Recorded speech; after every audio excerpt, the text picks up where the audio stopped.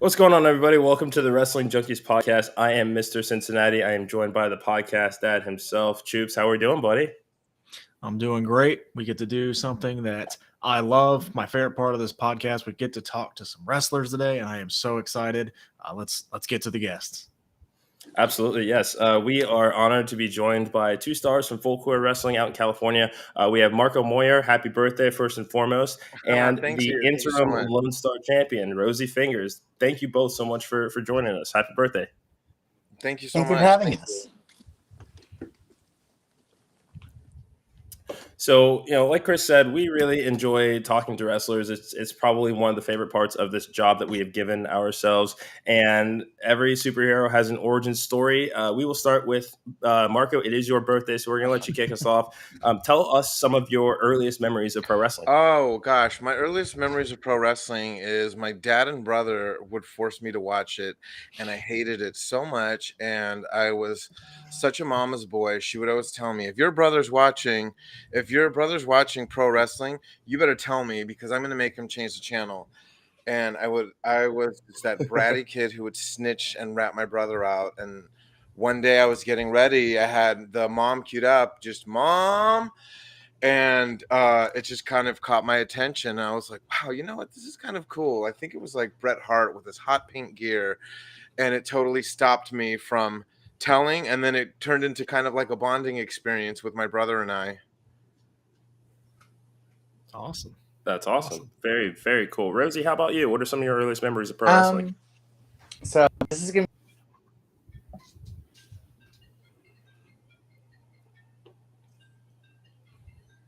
to Oh, we might have lost her.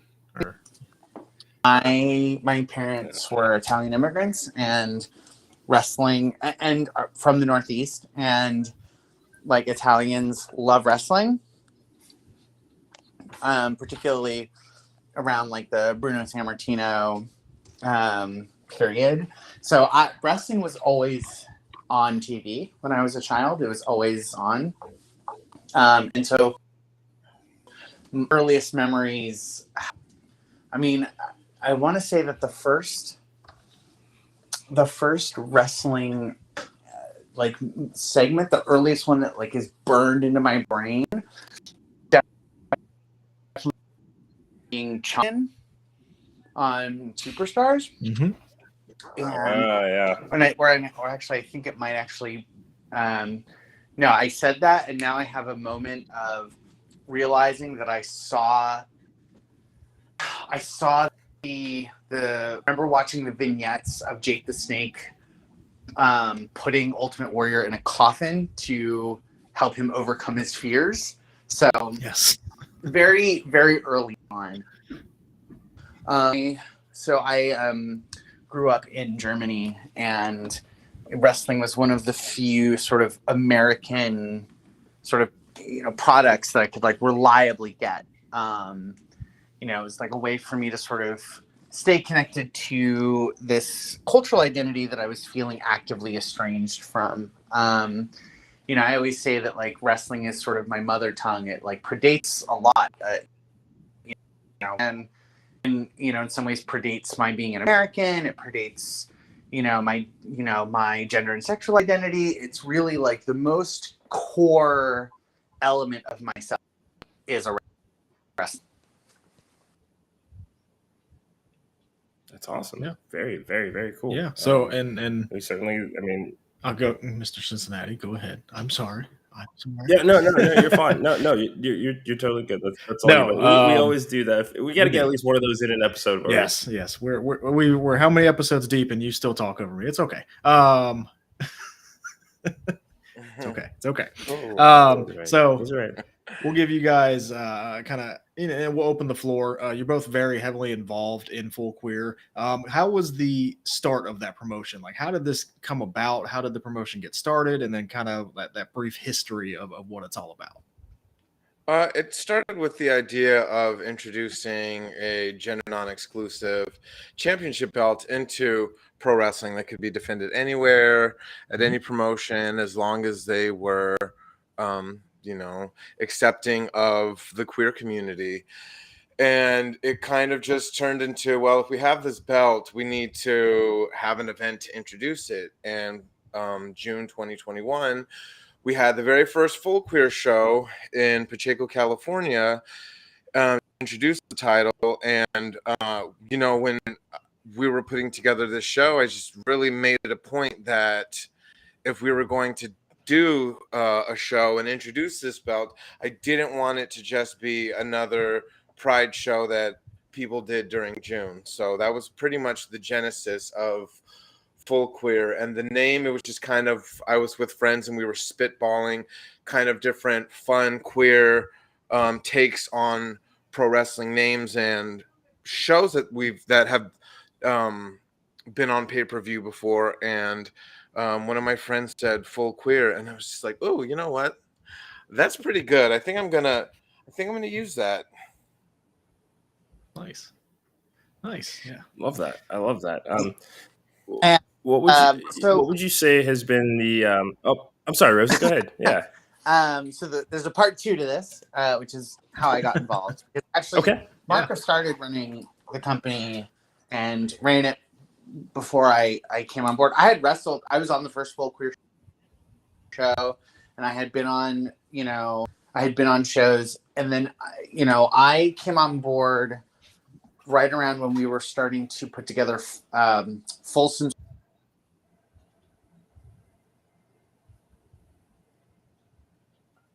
Rosie, are you there? Yeah, I think we lost you. Rosie, can you hear us? Oh, can you hear me? We can hear you now. Yes, we can hear you now. Oh, maybe. Technology is fun. We're not going to say the T word. I just did. Hey. You just did it. It's always fun. Yeah, no, it's okay. Rosie, can you hear us? We have lost contact with Rosie. Okay, here we go. Okay. All right. Oh. One more time. All right. Love it. Okay. So, it's 2022, and we want to run at Folsom Street Fair. Folsom Street Fair is the largest kink event in the world. They shut down 13 city blocks, 250,000 people. It's crazy. But it's perfect because, Marco can attest, we've all worked street fair shows that, they're very hit or miss. Wrestling at Comic-Cons, taco festivals, there is a fair market for that, but it is often, I wrestled at a Comic-Con where I was literally in the ring while people were in line to be admitted to the convention. So literally just people looking at you for 10 seconds. And I wanted to challenge that. I wanted to say with Folsom, building on what Marco had done, running Barris Street Fair the year before. I wanted to do our best to present a world-class product for free at a free street fair event, not just not just to give, sort of empower wrestlers, but also as a sort of statement of we understand that the expectations are low, but we are going to come in and we are just going to make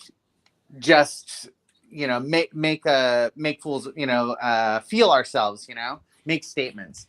Because I really believe that wrestling is transformative and, a form of magic. I'm not much of a woo dyke, I don't, all I know about astrology is that when I tell people that I'm a Libra, they're like, oh yeah, absolutely. Of course you are. But I think that wrestling is magical. And I really, for me, the impetus of getting really involved in Full Queer was to challenge the role that wrestling can play in galvanizing queer spaces. Okay. Awesome. Yeah, I'm gonna flip the script on Eric here real quick. Okay. What was that initial reaction to that show, and how was that reception to that first show that you guys put on? The very first show, I think it was great. I know that a lot of people were asking when's the next one going to be, so that felt really good as to be part of that, to help put that together. And have it be so well received by the wrestlers, by the fans, and that's when people really started reaching out to want to be involved. And after the Barriston Street Fair, I got in contact with the people that run Folsom Street Fair, and they were very interested in working together. So I think that obviously it went well. The Prince X of Pride title, we're very proud of that. Brooke Havoc is our current champion right now, and she has been an amazing champion so far.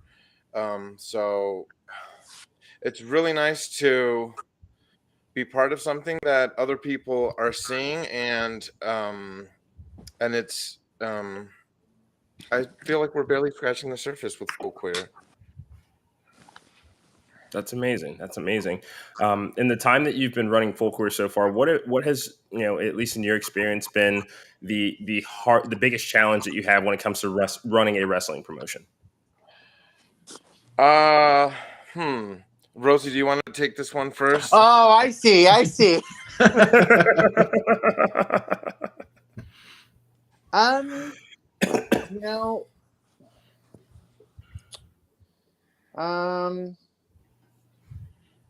I mean, for me, the hardest part is looks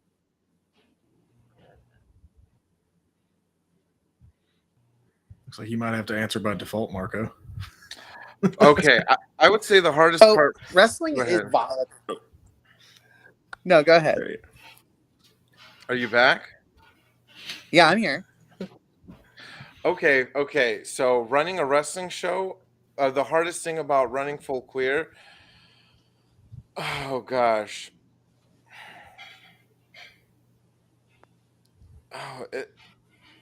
I would just say, all right, I'll tag in. Juggling. I would say it's a lot of juggling. You're juggling different personalities of the wrestlers, of the people involved. You're juggling the fans who show up. You're thinking of any little thing, any fuck up that could happen. Oh, are we allowed to? Any little mess up that could happen before the show, during the show, right after the show. So you're always having to anticipate everything. So I would say it's just very challenging, just the juggling of everything. So yes, and that. So to give you an example, so our Folsom Street Fair show had 21 matches, had about 60 wrestlers. There were multiple spreadsheets, multiple run of show documents. There were 2 separate walkie-talkie setups. There was a 4 walkie-talkie.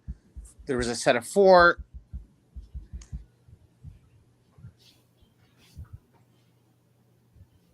Logistic. I went to 20 meetings, planning meetings with the festival at large. With vendors, it was very, wrestling is very volatile, and I don't mean that in the sense of hostile, but volatile in the way that a stock could be volatile. There's a lot of moving parts, and you always have to be mindful of how one small moving part can, kind of Jenga the whole thing over. The other thing I would say is that, anyone who's been wrestling for a long time has a lot of experience with dickheads, promoters who don't pay, who, we've all heard horror stories of, promoters who don't pay, who underpay, who, kind of people that go into business for themselves. That is not a hard and fast rule. I'm not saying that that's widespread. But anyone who's been wrestling for a long time has an experience like that, and that experience is often on the forefront of their mind. And so, it's you have to really, the challenge is more in just you can't take all of that personally. When when you deal with talent who are very hyper vigilant about their boundaries, about, wanting, I need to know, who I'm wrestling. I need to know what the storyline plan is. I need to know how long, there's some wrestlers that, they want to know everything beforehand. And there's some wrestlers who, have these boundaries, and it can feel sort of, it can feel kind of, hey, where's some of this coming from? I'm not trying to take advantage of you, but, it's not about you. It's about people navigating their own needs in an environment where, there's no athletic commission out here in California. There's no overseeing body that's, holding wrestlers and promoters and influencers and everybody involved in the business to any sort of standard. And so you have to be mindful that, you have to prove yourself to all the talent that you work with that you're on the level. Great answer. Yeah, I definitely learned something there. Yeah, I had no idea there's no athletic commissions, but yeah, I mean, look, I mean, we see it every year around tax season. All these quick promotions pop up. They run a show, go through their tax refund, and then let's try again next year. Yeah, my favorite are the guys who, the day before the show, suddenly have a mysterious illness and have to go to the hospital. That's my favorite, and that's happened more than once for me. That's not fun. That's not. It's like that. Yeah, no. Even outside of pro wrestling, how many times that we've had to pick up the slack at work because someone called out, and then you go on their Instagram and, oh my gosh, what are they doing in Puerto Vallarta for 4 days? Yeah, or, whatever.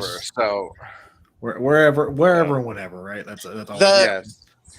The prestige of being someone seen as a gatekeeper or as, an event promoter does not. That prestige often overshadows like the credit you get for like all of the difficult, mundane shit you have to do to like keep that stuff going. And so you're always going to get people that like really want to be seen as a mover and shaker, but don't want to move and shake, Sure. And so you always have to like, you have to be mindful of that. Yeah, no, it's really good. We talked about some of the negative things, so let's go to the positive side, right? What's been your guys' favorite moment so far? We'll start with Marco first. What's been your favorite wrestling moment so far for you? Within full queer? Just in your lifetime, your career, whatever, however you want to take it. I would just say kind of piggybacking on pro wrestling being a transformative experience, just saying from when I started making my friends and seeing how successful they're doing in pro wrestling and how much they've blossomed within pro wrestling. And sometimes it is surprising, and seeing how often people flame out that we know in pro wrestling. So for me, like the most positive thing is feeling like, by booking them in full queer and allowing them the safe space to really explore themselves with their gimmicks, with their identity, and seeing them really blossom from that and grow and go on to be successful. I think that for me, I would hope that would be part of my legacy when I'm no longer pro wrestler. I would like to think that I'll always be involved somehow, some way, but as of right now, I would say that's probably like my greatest experience in pro wrestling. Okay, and I'll pass it over to Rosie. Oh man, so my favorite experience in pro wrestling. I mean, I would say besides being the interim Lone Star champion, of course. Yeah, for me, I really like something I really appreciate, and I'm really grateful for is the chance to do, these shows in places where people don't expect good quality wrestling, like Folsom Street Fair, like Barrison. Because, you know, at Folsom we had wrestlers from literally all over the continent. We had wrestlers from Atlanta, we had wrestlers from Vancouver, we had wrestlers from Florida, we had, you know, from New York, you know, Maine, yeah, you know, like, and you know, I think personally for myself, if your metric for success in wrestling is like how much did you know, how much money did I make, how many tickets did I sell, you know, if you that's certainly a means of generating success. And it's of course something that's like very easy to sort of document on paper. But for me, I really like just seeing how the fulfillment of performance. I'm not, you know, not to get, you know, not to get too shooty on here, but I don't agree with like most of what Vince Russo says and does.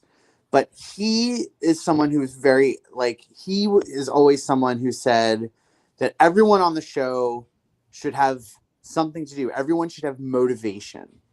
You know, every character on the show should have an aim, should be doing something, should have business. And I feel that when you try to set talent up to, you know, when you give them an avenue to explore motivation, to like explore their own fulfillment as performers, you get things that you can't measure, you know, wrestling in front of thousands of people at Folsom, you know, for some of these wrestlers who, you know, are used to wrestling small crowds on the other side of the country, you know, I don't want to say it's life-changing because I don't want to give ourselves too much credit, but you know, I definitely feel a profound, you know, I see profound growth, you know, and I always want to encourage that. And that's what is the most fulfilling for me, is to, you know, invest in people and to see people develop and grow and explore their motivations. Because, you know, as you know, for myself, you know, when I first got into wrestling, I got into wrestling pretty late. You know, I started at 32, and my thought was like, okay, well, I will try to have like one competent match at some point. You know, I'll have like, if I just do one competent piss break match, then I'll be, you know, I'll have done it. You know, and now, like, I have achieved like something that 6-year-old me would have thought would have been the pinnacle. You know, I wrestled on and helped promote a show that was, you know, depending on how you want to see it, viewed by a 250,000 people, depending on how you want to fudge, you know, how carny you want to be about that.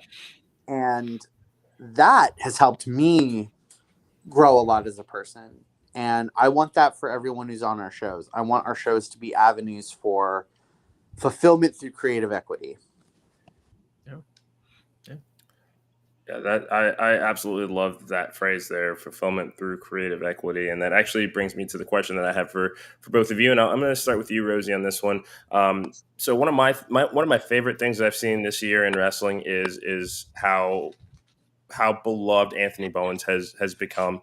You know, seeing his maturation as a performer and being open about his identity, and I mean, you know, even the fact that, you know, there was a "he's gay" chant at AEW, and it was in the most positive way ever when that moment happened, and everybody loved to see him embrace like that, including Billy Gunn. And then his letter to the Players Tribune, basically thanking AEW fans because he felt that, you know, he's finally living and being his most authentic self in the world of wrestling that he is now.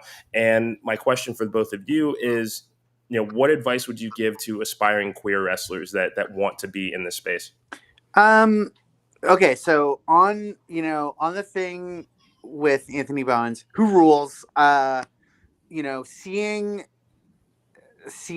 the Acclaimed in person. I saw them at the Cow Palace when AEW was here for that whichever pay-per-view had the Texas Death Match on it. that was like really profound for me, because something that I really I love about Anthony Bones as a performer and the Acclaimed as an act is they really want, like, the fun of that is being a part of it. You know, when they come out and they say everyone loves the Acclaimed, and you get to be everyone, right?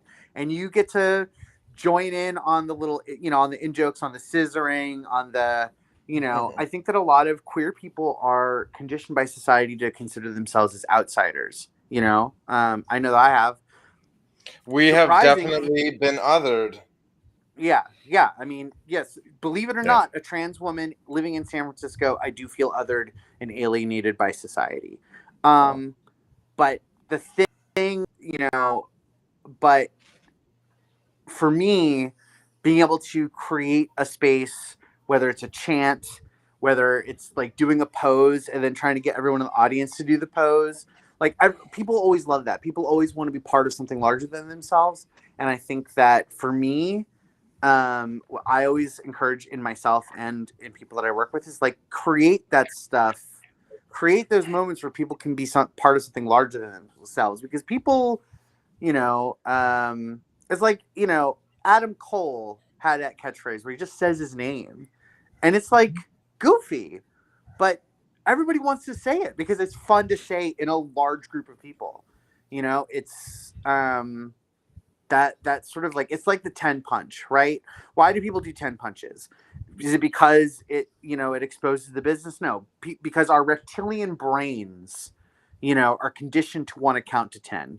You know, I mean, okay, maybe that's not necessarily reptilian, because like we live in a base 10 society, whereas like other cultures have are base 8, or, you know, other base, not to get too math, you know, theory on you all, but, you know, we are conditioned as Westerners to want to count to 10. And so the idea that we can all count to 10 together and see counting to 10 and culminating this like cathartic moment, we all love that shit. It like scratches our monkey brains. And so, you know, I think that you know, that's something that you can use. Like, you know, if you feel othered, then all you have to do is create a thing to let people, you know, be in on something. When you let people be in on something, then, you know, that is where the growth happens. That's where you can thrive. Awesome. Very well said. For queer people coming into the business, I would say to really just find the best entertaining way to be yourself in the wrestling ring, to be yourself as a performer, right? Because we are being paid to entertain an audience. So figure out the best way that you could do that in front of an audience, and really practice being careful, practice with promos, practice being put on the spot. I've taken improv classes and sketch comedy. I've been around a lot of sassy drag queens who are very sharp tongued, very witty, very fast. So whenever I've had to, you know, go toe to toe with someone in promos, I'm very confident in my ability to really just snap fast, and it's been very helpful. But I'm also at an age where I have a career outside of pro wrestling. I'm comfortable with that. Pro wrestling for me, I always remind myself that it's supposed to be fun. It's supposed to be a creative extension for me. It's supposed to fulfill that artistic itch that I have. So I always remind myself of that. And I remind people, you know, everybody has their own reasons why they're in pro wrestling, but I always remind people to make sure that you're having fun. If you're having fun, people are going to know that you're having fun. And that's kind of like infectious. So I would always start with that. Just, you know, make sure you're comfortable in front of a crowd. Make sure that you figure out the best way to find what makes you entertaining for people. Yeah. Yeah, and that's kind of why we got into what we're doing, right? We want to have some fun with wrestling. Yeah. That's what we're doing. We love wrestling. We want to have fun with it. And to Rosie's point, everybody does love the Acclaimed. That was the that was the first AEW shirt I bought. So we saw them in Cincinnati, and it was I was so happy to see them, because the first time they came, they weren't there. We were upset. Then the second time they announced them for the Rampage, and that was the most excited I've been for that show. Over. So, absolutely over. Yes, and anything that they do is awesome. As we kind of wrap this up, we always like to ask those in the business any names that we need to be looking out for. As me and Eric. Oh my God! On the spot. Yes. Wow. Oh yeah, that's what we do. Any names that you think that we need to be looking out for here in the future? Whew. Rosie, you should go first. That way, if you missed any, maybe I could scoop. Okay, sure. More up. All right, so I am going to. Okay. All right. So I'm going to go. Hold on. Let's preface clockwise. this really quick. If we're being put on the spot, so if we skip your name, we do not want heat with you. So if we skip your name, we'll catch you the next time. Yes. They were not prepped on the interview questions. So this is all off the cuff. So if we forget, we do friendly gotchas. We got you on the rebound. Yeah. Okay, so I'm gonna go clockwise from Maine all the way up to Vancouver. Maine State Posse, an incredible tag team out in Maine. Creeps, and an awesome tag team based in Georgia. We love them. We love them. I'm really excited to release. So Maine State Posse and Creeps were both on Folsom. Creeps wrestled an incredible Falls Count Anywhere match against the UGWA Tag Team Champions Graveyard Shift. Tombstone on pavement. You can't get better than that.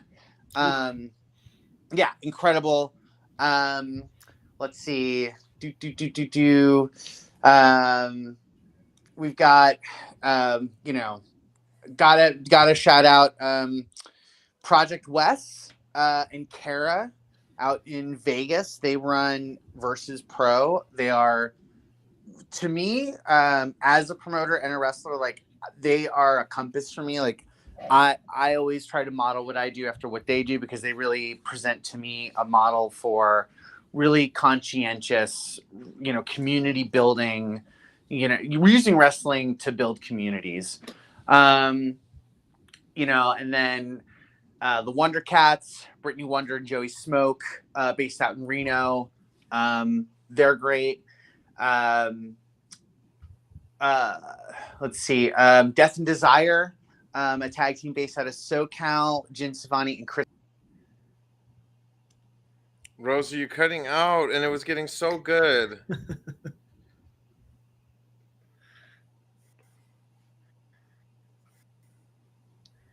I was gonna say usually she'd pick back up, but it's okay.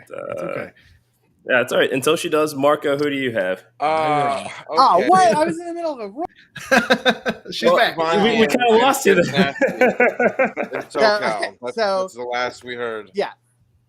Death and Desire, great tag team based out of SoCal. Jin Savani and Chris Nasty. They had an amazing lucha tag match at Folsom. Adventures in Science, Darwin Finch and Laura Frazier. Two non-binary wrestlers who form a tag team. They destroy all norms. Some of my favorite moments this year have come from them. Have to put a shout out to our coaches, the Stoner Brothers, best tag team in the country. And I will put money on that against anyone. Anton Voorhees, Link to the Future, another one of our coaches, is constantly, always teaching me stuff.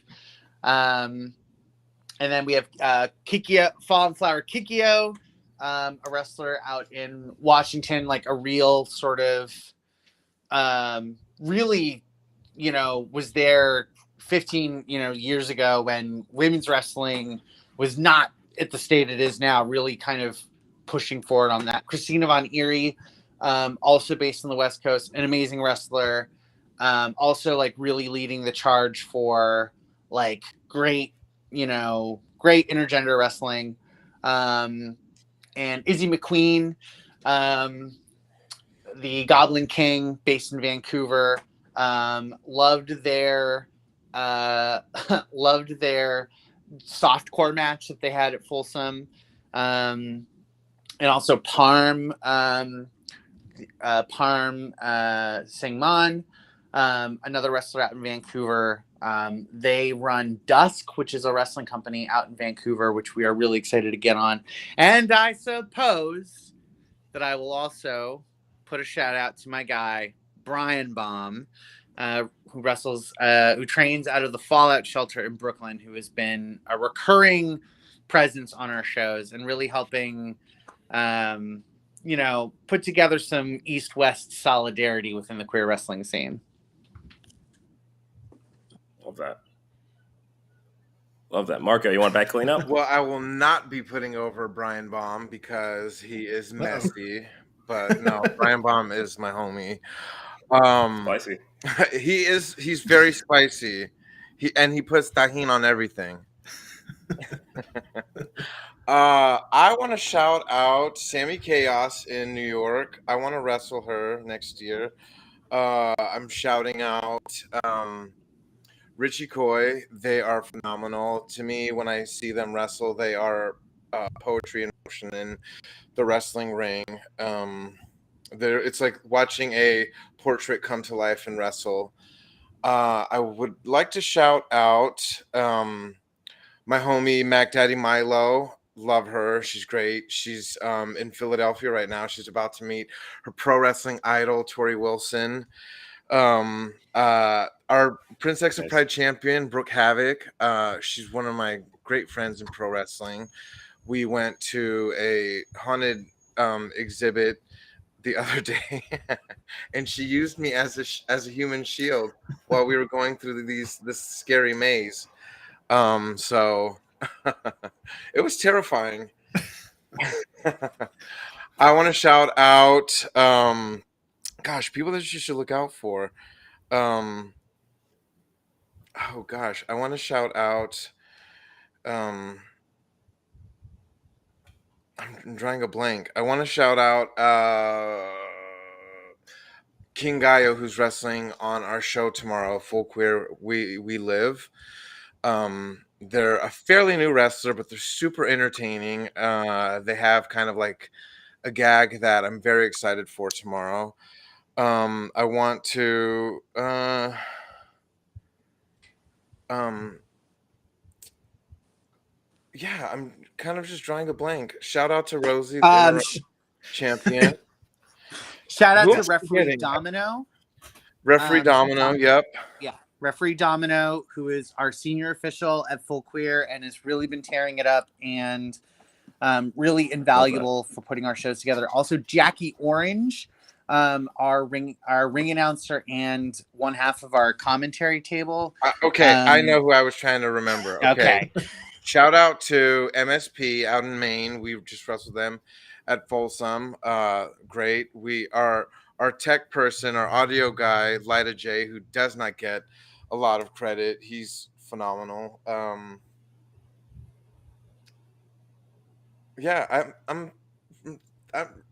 out to Effie. I'm wrestling him tomorrow in a bar fight at the Lone Star Saloon. Yes. Hair's on the line. So shout out for Effie. Effie's created a lot of opportunities for a lot of queer talent. So I'm That's not okay. with my hair. So I was gonna say here's hoping you don't lose your hair because it looks like you have a beautiful mane. Yeah, it's beautiful out of it. Hair. I've been growing it almost 4 years, so the plan is to not lose it. Well, as we do finish up, you did just mention, Marco, you guys have a show tomorrow. Tell everybody where they can find you, where tickets are. If you are in the area, go check this out. Tell us more about it. Check out our Eventbrite. Search Full Queer. Our show tomorrow is in San Francisco. It's always very special to get a chance to wrestle in San Francisco. And tomorrow it's going to be a truly unique show. because it's going to be in one of the oldest operating bars in the South of Market District in San Francisco. The Lone Star Saloon has been open since 1989. And we're going to, beat each other up in the back patio. We have 5 matches tomorrow. And the cool thing about tomorrow is every match is going to be something very distinctly their own. And that's kind of like our last show of the year. So tickets right now are on sale. We'll be selling tickets tomorrow at the door as well. And I think it's a really cool way to end end the year for Full Queer on a really high note and doing something really unique outside of a pro wrestling ring. And it just kind of speaks to like the testament of queer people that, we're very resilient. We always find a way to find a way. So one person's no is no, that's not possible. For us, it's kind of like, well, we're going to make it possible. And that's to me tomorrow. That's what tomorrow for me is about is being resilient, finding a way to find a way. Yeah. Wonderful. Wonderful. Well, Marco, Rosie, thank you so much for joining us. Before we wrap up this interview, where can everybody find you all on social media? I can be found on Twitter, Instagram, and TikTok at RosieFingers42. For me, it's easy. I'm on all platforms. I'm even on Blue Sky now. I don't know what that is. The people who invented Twitter invented Blue Sky because I think they're just waiting for Twitter to implode. And all my socials, for the most part, it's just at Marco Mayor, MarcoMayur 51 on Instagram, Twitter, TikTok. For those that are on Blue Sky, follow me because I don't have very many followers on Blue Sky, but it's fine. And subscribe to our Full Queer YouTube channel. Go to YouTube, subscribe to our YouTube channel at Full Queer. I don't even think it's at Full Queer. Just search in Full Queer Wrestling for Rights.